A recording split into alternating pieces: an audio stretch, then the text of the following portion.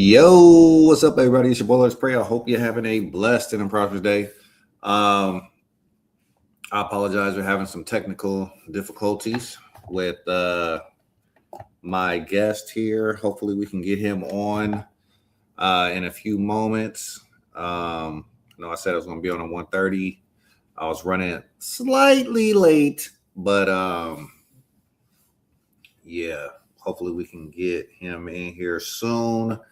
I will share with you, I've known this guy for a long time, okay? But he just happens to be making his professional boxing debut. Coming up soon.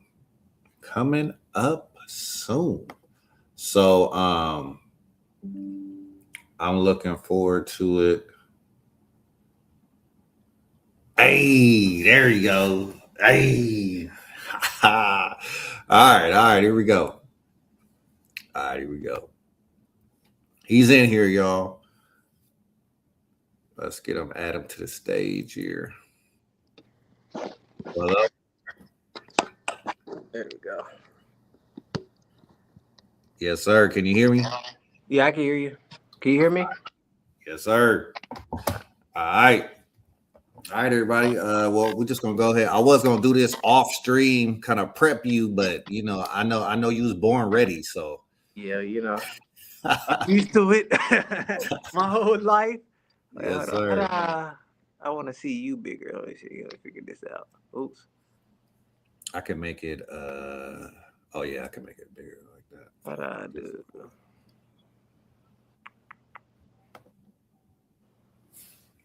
Maybe I got. Do I got There time? we go. All right. Well,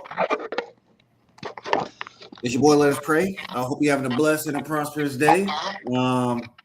Normally this will be our Falcon therapy segment, but we have a special guest today. His name is Andrick Robinson, and he is going to be making his professional boxing debut next month. So we wanted to have him in here and just have everybody meet Andrick and for him to just share his story with you guys. So let's get to it, man. Welcome in. Thanks for having me. Yes, sir. All right, we got a few questions.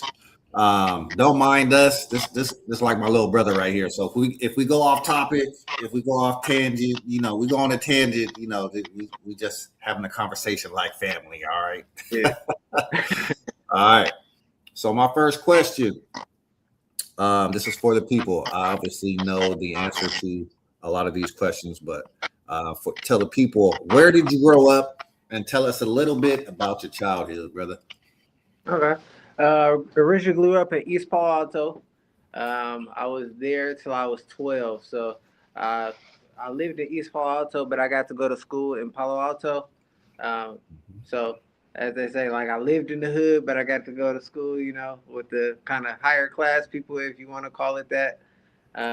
So I saw the best and worst of both worlds. You know what I mean? So, you know. My family, obviously, my grandfather lives in East Palo Alto as well. On my mom's side, he lived only a couple blocks from us, and then my dad, my paternal grandfather, he was the founder of Grace Temple, so we still have that church in East Palo Alto as well. And then my maternal grandfather was the pastor at Pure Gospel, which I believe was in Menlo Park at the time. Yes, sir. Mm-hmm. Yes, sir. Lived well. When my mom got remarried, we stayed right around the corner from Yeah. Elder Wright, Pastor Yep. Wright. So yeah, it's a very small town. Everybody knows You everybody. could probably throw a rock from your house to Popeye house. Absolutely, Not too absolutely, far at all. absolutely. So no, that's awesome, man. All right, now let's get into some boxing questions here. First question: at what age did you get interested in boxing? Well, I mean, obviously, you grow up kind of in a who you end up, fighting. I've been fighting my brother my whole life. You know what I mean? Brother Shout and out to cousin. Patrick. You know what I mean? And my brother's 4 years older than me, so I naturally was used to having competition that was greater than me. Actually, my first sport was actually basketball. As far as organized, I played soccer first, but we grew up playing basketball. Playing each other in the neighborhood. Wherever. So, but my actual first official sport was soccer. I played everything, but I was best as a wing forward. Yeah. Okay. I didn't know you played soccer. Yeah, yeah. I was on a select team and everything. The only thing that stopped it is when we moved, we never went and looked for the new clubs and things. So once we moved, I Okay. stopped playing. Okay. Did you check out the World Cup this year? Oh yeah, I watched a little bit of it, but more than anything, I just been kind of locking in doing my pre-camp stuff. Yeah, yeah, for sure. Mm. Man, that's crazy because my first sport was soccer too. Yeah. Okay. Yeah, I Yeah. played soccer one season. I didn't make it to the select team though. Yeah. Okay. I hung the soccer cleats up Yeah. after one season. Honestly, I loved soccer. If I could have kept playing after I moved, I would have probably still been really good. But like I said, I played everything. But at that level too, if you're on a really good team, because I played goalie too. If you're on a really good team, it can be very boring as a goalie because you just pretty much twiddling your thumbs. If you got a good team, it doesn't even come on your side of the field. So Right. you know, but like I said, so that's why my footwork's always been pretty good. And then I ran track in high school. Almost what 3 out of the 4 years. So I already had the conditioning. Right. Mm, Yeah. Nah, for a lot of you that don't know, like we are 80s babies. So um we grew up playing basketball in the backyard. for Like real. and when I mean we played basketball in the backyard, I ain't talking about like one game. I'm, Nah, all I'm, day from sun up to sundown. I'm talking about after the sun went down, we were still playing. For So real. those are some epic wars back there, man, with you and Patrick. Yeah, I caught the Remember tail Rob end. Anderson? Oh yeah, yeah, yeah. Patrick's homies, yeah, some of your homies. Elder, Pops got out there a little Yeah. bit at the beginning. I caught the tail end of his basketball run, Yeah. but those are some good times, man. Well, yeah, he played with us probably well into his 50s. The only Yeah, thing that finally stopped him is when he tore his other Achilles. Achilles, yeah. And then he never really, he might come out there and shoot after that, but after that, he didn't really, try too much. I remember that. I Mm. remember that. I was driving him around that summer Yeah. after he blew that Achilles, man. Mm. Uh, that's what I'm nervous about too. I'm like, I can't. Just can't bring myself to hoop. It's been too long. Right. I'm staying with pickleball. I'm staying with Right. pickleball. Right.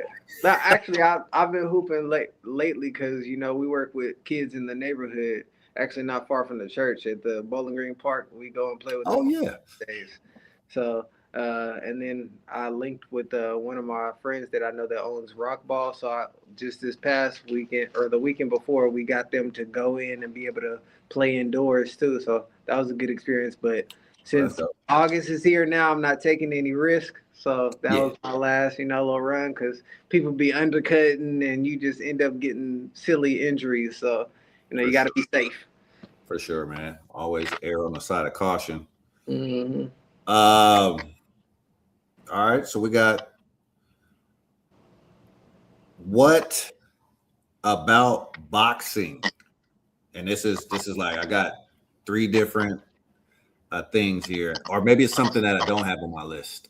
What about boxing drew you to it or inspired you? Is it the physicality of the sport?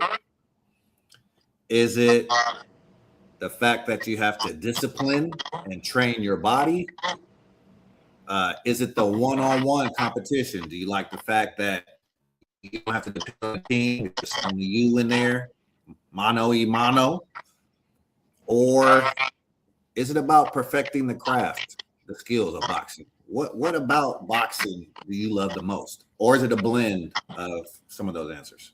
I would say it's a blend. So, I mean, I always tell people that boxing is like chess with your body, except for when you make a mistake, you're going to feel it.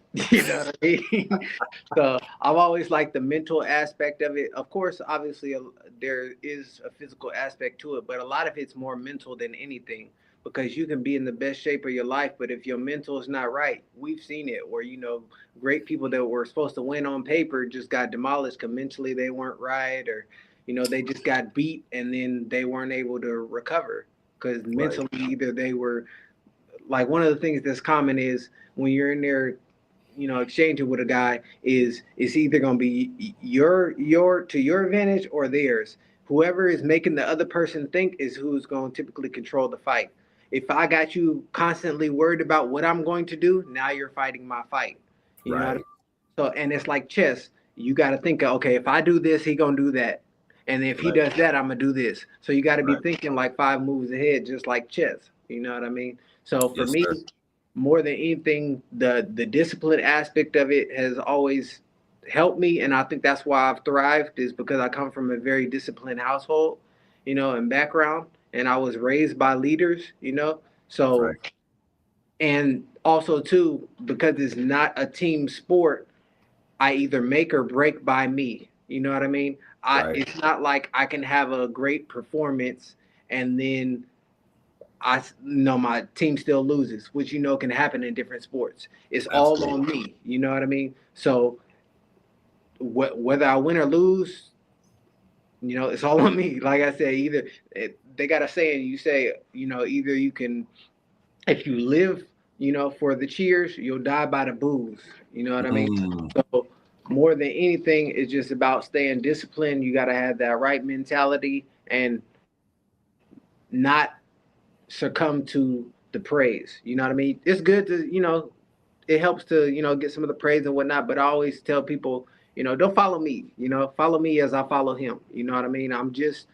exercising my gifts so that, he can get the glory and making sure that I'm not burying any of my talents. That's kind of the main reason that I'm getting back into it, is since I've been working with the youth, especially, they're always like, "Why didn't you go pro? Why didn't you go pro?" So I'm like, how can I keep telling them to never give up on your dreams? And to them, it Yes, looks like I gave up on mine. So I'm like, okay, yes, I still got some years, of eligibility, and my body's still in great shape. So let me give it a couple years so I can show the kids, not just tell the kids what they should do. Because this generation is very much about showing what you can do and not just talking about it. You know what I mean? Walk the yes, walk, don't just talk the talk. yes, sir. No, I really appreciate that about your journey. The fact that I know, where we grew up, Yeah. and the obstacles we had that we faced. But the fact that you are reaching back and giving back to the community, Yeah. uh, all the respect in the world, brother. All the Plus, respect. I think it also helped me heal too from the passing of my mom. Because for those that don't know, my mom was a kindergarten teacher for 30 plus years. Matter of fact, I think she was your kindergarten teacher. Yes, he was. Yes, he you know? was. So for me, I worked with special needs kids for, well, even before then. Before mom passed, I was working with a nonprofit organization called Hawk, which stands for Higher Attainment Through Wisdom and Knowledge. And I worked with, I'll put it this way: the kids that I started with in fourth grade, they're now in high school. Some of them, I think they're getting ready to graduate this year or somewhere around that time. But Wow. I've been working with them for years. On and off duty. Yeah. Uh, we've done different things. We've gone and give back to the home during COVID. When they weren't in school, we still kept and took them to the park in the area. Was it Purnell Center? We took them swimming. We did giving back to the homeless, giving them water and things, Yeah. and masks and things to help them during COVID to make sure that they didn't get sick because they didn't have some of the same resources. So I've been just staying in the community, and not only helping heal the community, but in a way healing myself, because I felt like part of me was missing when I lost my mom. So it helped me dive back into the spirit of her, if that makes sense. And then after that, I went into, I worked for a special needs um, organization for 2 years. I did 1 year in the schools at different campuses, and then I did 1 year at clinic. And I just started working for them in January. So now it's just, Man, training people, put full time, and then just getting everything ready for this pro debut. yes, sir. Man, yeah, you been busy, man. Yeah, I mean, you know how my family is. We Busy, man. we Been gonna do busy. the work. I might not always talk about it, but I'm Yeah, always do the work. And you yeah, know, at times when I feel like it's becoming too much attention on me, I'll pull back, because I've learned that if you can either be humble or you can be humbled by God. abs- So I try to stay as humble as possible so that He don't have to humble me. Because that, it's not a nice process. look, that's the word right there. That's For real. that's that's straight from the King James. Uh, uh, yeah, man. Nah, you got an outstanding story, man. yeah, And you know, you already know how much I, love family. Uh, your mom was literally like my second mom. I yeah, mean, the fact that we were able to develop a relationship outside of the classroom after kindergarten, started in church, but then expanded to going on vacations with you guys, and then just coming over to chill. Then some oh, Friday fish fries. man, fish fry food galore. Then being able to still keep in contact with you guys when I moved to go to Sac State, and just Yeah, having a safe haven there for me, that really was like food for my soul, man. yeah, Um, your family's responsible for me going finding showers of blessings, yeah. uh, church where I really grew spiritually as well. So, I mean, yeah, I mean, y'all are just like such an amazing family to me. And I mean, mom's dad, me, Rakia and I have even, buried the hatchet. Mm, So it's just really great. The family yeah, is my family. yeah. So yeah, Well, you just already know having you like one of the, we gotta, I tell people all the time, like, yeah, obviously she was my mom, my biological mother, but she had a lot of kids that she didn't birth, and you was one of those. So, for sure, man. I mean, yeah, yeah, yeah. We're having a conversation. We're gonna get back. We're oh, gonna yeah, get back yeah, on okay, that my bad. because I no because I could go on until you start bringing up moms. I could go on all day. Yeah, for real. That's true. That's true. But I mean, rest in peace. And I know she's smiling. I know Yeah. she's looking down on you, smiling, brother. Proud of what you're doing. Absolutely, bro. Um, man. So here's a interesting question. What is your why? This is a question that's asked to teachers. Why did you choose to teach? Why do you do? What inspires you to wake up every morning and say, you know what? I'm going to see this boxing all the way through. What is your inspiration? What is your why?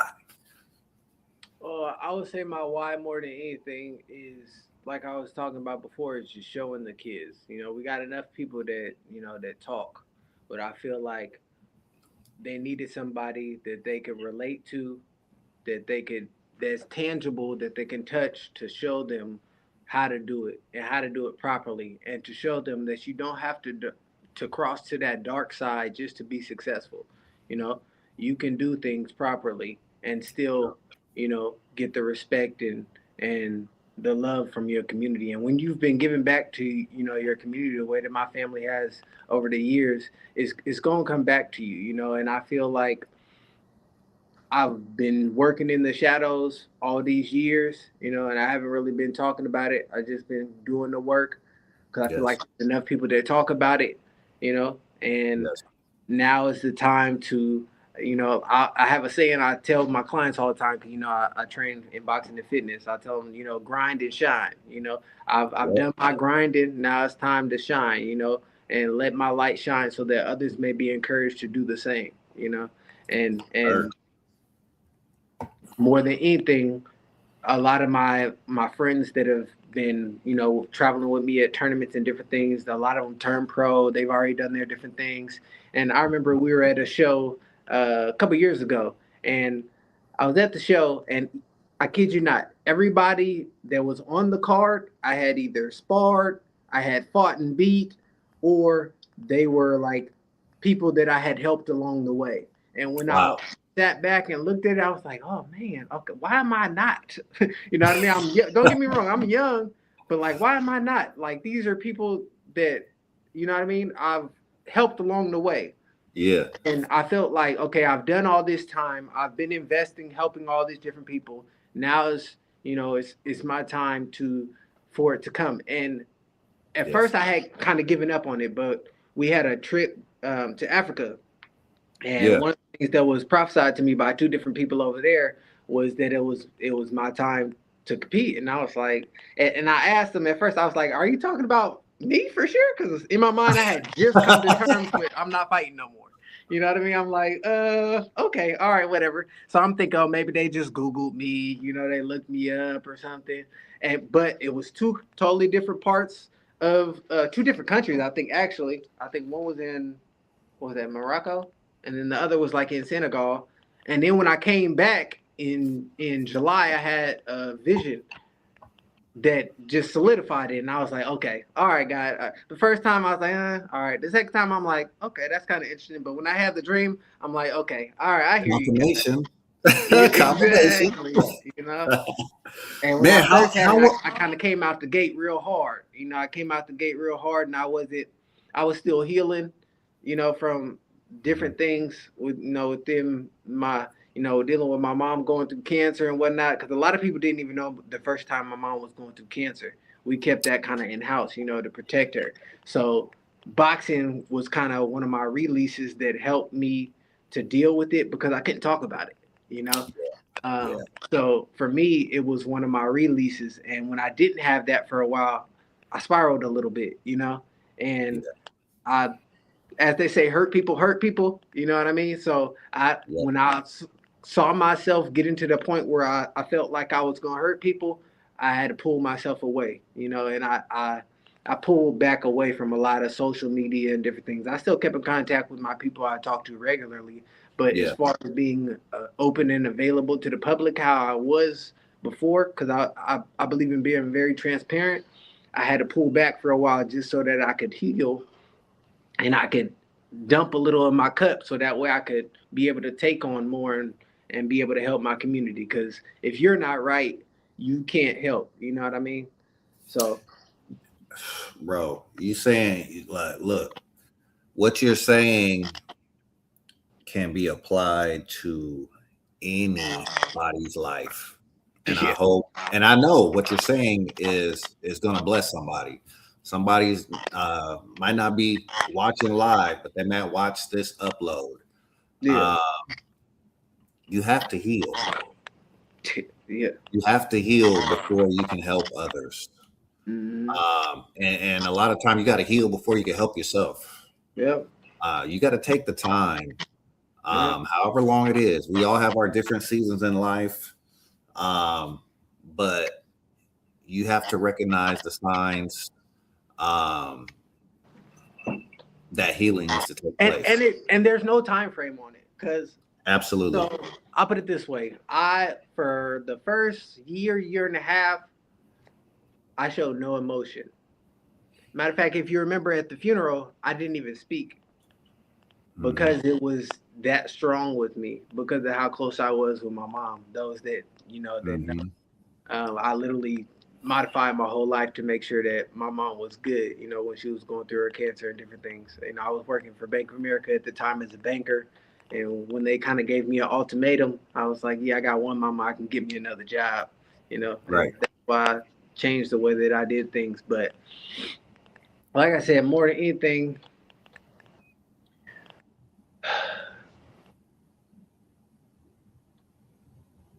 it's important to spend that quality time while you have it.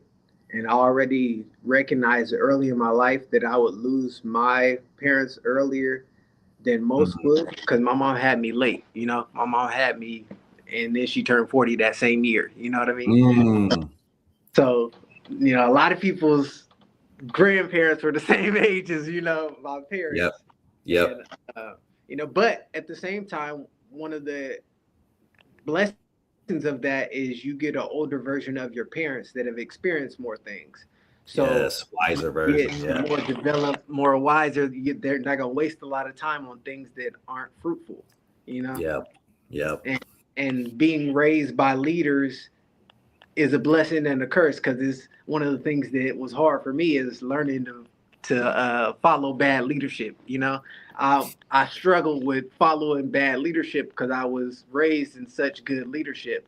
And I Right. knew what it meant to really be a leader. And that's why I'm kind of hesitant sometimes to people that jump into leadership roles without really understanding not only your impact, but the impact it can have on your family, Like, perfect Absolutely. example, my mom and whatnot. Yes, my mother, but we also gave her to you guys so that you guys could be blessed. We sacrificed a lot of family time so that you guys could also be included and you guys could, benefit. But what I do love about that is my family was also very big on quality time. So there were times where only immediate family, Yeah.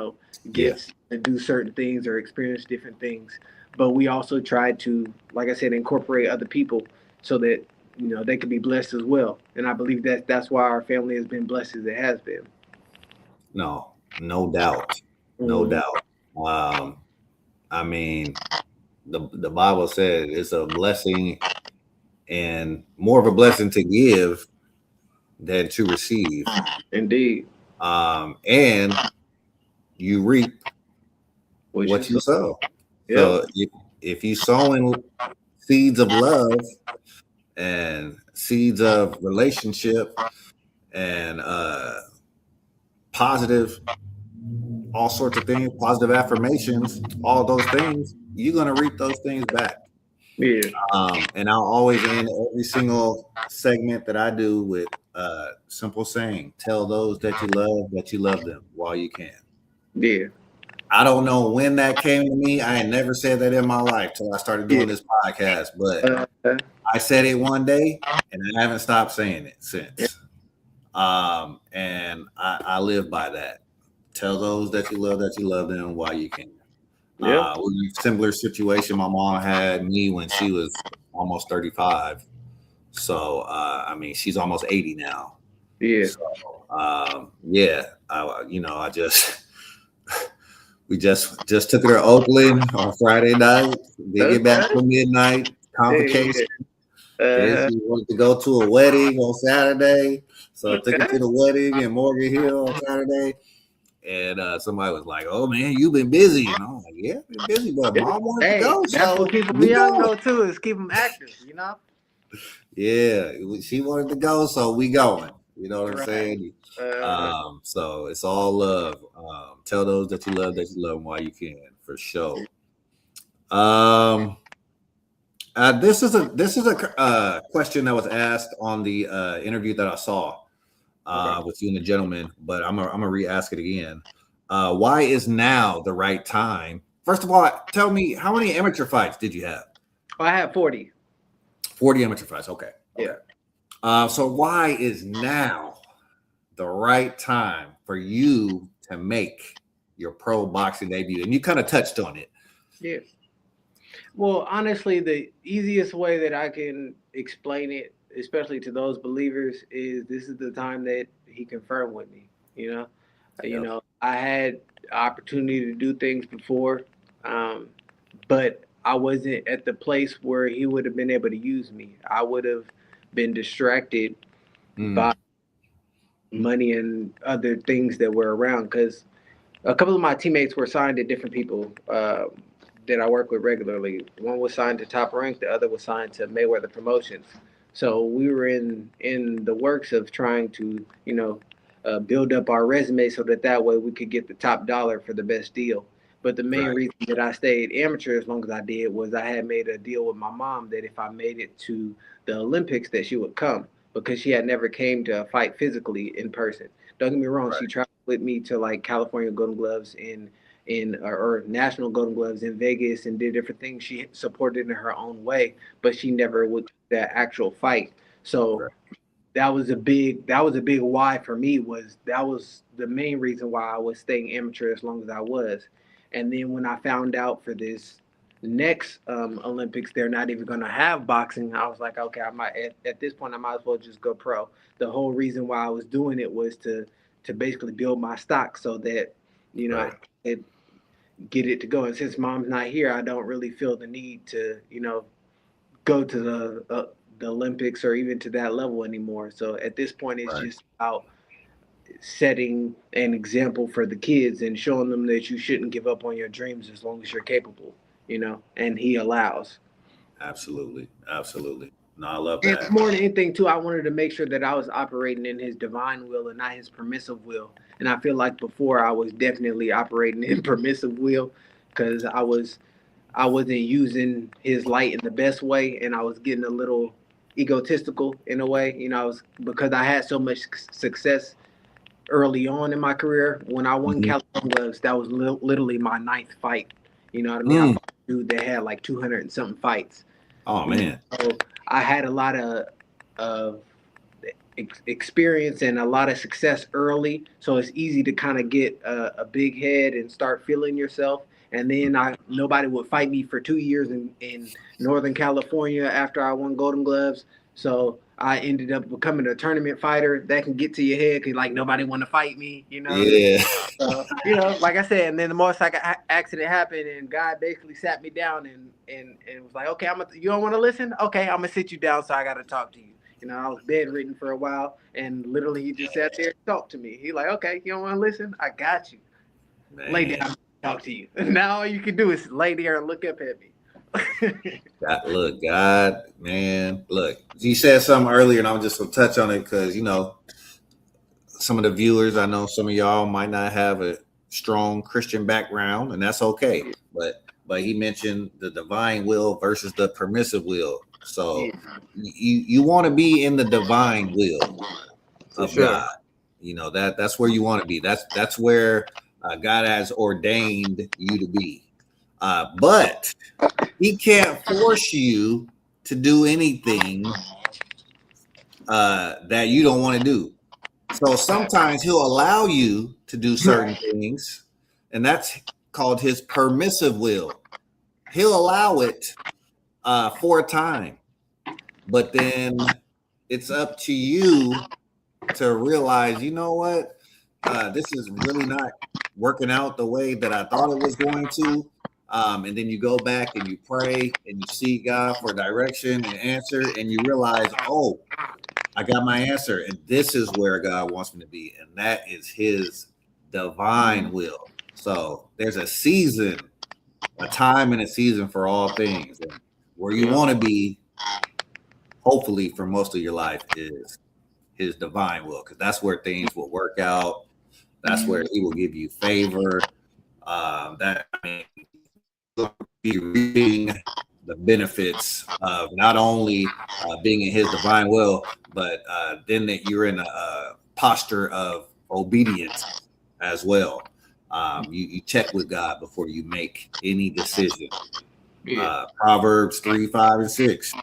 Trust in the Lord with all thy heart, lean not to your own understanding. And in all my ways, I'm going to acknowledge Him, and Yeah. He's going to direct my path. Okay, I'm done.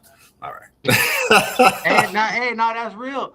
But I always say a lot of people, they see the blessings, they see different things, but they don't understand a lot of times what you have to go through. And Yeah. just like a diamond, a diamond goes through a lot of pressure, a lot of things before it gets to that point that everybody sees it. So Yep. I say in a world full of cubic zirconia, be a diamond. You know what I mean? Everybody, a lot of people look shiny and whatnot, but when you get to inspect it, the root is Yep, not there. You know what I mean? that's right. So, That's right. and like I said, in the world of cubic zirconia, make sure you get that diamond. Yeah, man. Everything that And glittering ain't hey, and gold out there. it's still some of them cubic zirconia that can pass the little fake diamond test. But Oh if yeah. it's Oh really yeah. been inspected, that's a whole different story. Man. Woo. Yes, sir. So no, those are some great answers.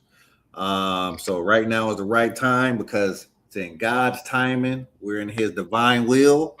Yeah. So I wanted to ask you because I think I've only been to one of your fights. I was at one of your amateur fights in Sacramento. I want to ask you: is there a boxer, current or past, that you model yourself after? Is there a boxer? There's definitely different influences. So one of my all-time favorites is Sugar Ray Robinson, Oh, obviously. okay. But who I watched a lot of when I was an amateur when I first started was Paul the Punisher Williams because he was Oh, tall and lanky like me. throwing a lot of Um, punches too. and he threw a lot of punches. So if you ever pay attention to my early amateur days, I used to throw a lot of punches because Man, I modeled it after him. He used to average 100 punches around, or 1,000 punches in a fight. You know what I mean? A lot of output. And but once I switched over to Ray Woods, I started learning more defense. So I started to be more methodical, and I learned how to fight more to the inside. So now I feel like you'll see a mixture of both. I kind of come in and out. If I have to compare it to anybody's style, current would be kind of more like Crawford because I can switch stances as well. I can okay. fight southpaw, I can fight orthodox. But I grew up watching a lot of Errol Spence too because when I was fighting, he was doing all the Olympic stuff, and then he turned Yeah, pro. yeah. And then of course, what of course one of my goats, of course, is Andre Ward. And he Yeah. was safe as well. So I like to follow and kind of model a lot of the way that I was moving forward with them. Nah, man, you mentioned some great names. Yeah, I forgot all about Paul Williams. Used to watch his fights. Yeah, all he did was just throw, man. He just Yeah. overwhelmed you with volume. Yep. Um, and then I was big time Earl Spence fan. I mean, I doubt he's even going to see this, but shout out to Earl Spence. He just retired Yep. a couple weekends ago after his fight. I wish him the best, man. He was one of the most exciting fighters of this generation, um, and truly like one of the only fighters that I followed in this generation. Mhm. So I just have a lot of respect for him, even for him coming back after the car accident and eye injury, Yeah. and he still got in there, man, and put his body on the line. That's what a lot of people don't realize, man. Anytime you get in there, man, you're putting your body on the line, Yeah, you put your life on the line your too. A lot of life. people don't realize it. I mean, even we was talking about Sugar Ray Robinson. Sugar Ray Robinson killed somebody in the ring. Yes, yes, man. And I don't know if you know anything about that story. He wasn't gonna fight the guy because he had the dream that he killed the man, and Oh, they convinced a priest to convince him to take the fight. Right, exactly. So they had a priest come in and tell him everything is okay, and then he actually retired shortly after that fight because he didn't feel right. He ended up coming back later, but it was for monetary reasons he had to. You know what I mean? yeah, So, yeah. but yeah, it just False I think prophet. my phone might die on us. But Okay, yeah, okay. We almost done. We almost done. okay. And then my last question is my last question. Perfect timing. What do you want to show the boxing world, man? Is it September 12th? Yep, September 12th. So September 12th. And tell us what is your ring nickname? So I've had a lot over the years. Okay. I've been called Slick. My coach called me Tall Boy or Talls for short. So for this first fight, I call it the rebirth of Talls because that Okay. was originally who I was at the core before I started taking too much out outside influence. You know what I mean? Okay. Um, and then eventually, what I want to do is I want to go by the name Mr. Right. It'll be a small W, big R, because it's Yeah, a honor for my grandfather, you know, and, absolutely. and my mom as well. So I feel like it will be honoring both sides of my family. That's why the W will be small too. Is just like Absolutely. if you know anything about science, it's kind of like that recessive gene. You know what I mean? Yes, I have sir. little W, big R, you know, I love and it. that's more than anything, that's just to be able to give honor to both of my families so that they can both, you know, get some of the praise for, you know, what I've developed into. Because I feel like, you know, it takes a village, and I feel like my village has been strong. So I want to give back to that village that has poured so much into me. No doubt, man. I think that's a great way to pay homage. Yeah, I love that, man. So September 12th, what do you want to show the world, man? What do you want to show the world about Andrick Robinson? More than anything, I just want to let them know, you know, like I said, a lot of my sparring partners and different things they've been seeing over the years, but I feel like there's something different in me that I want to be able to show them. And I feel like I'm not going to bury any of my talents. I'm very much in a season right now of using all the talents that God has given me.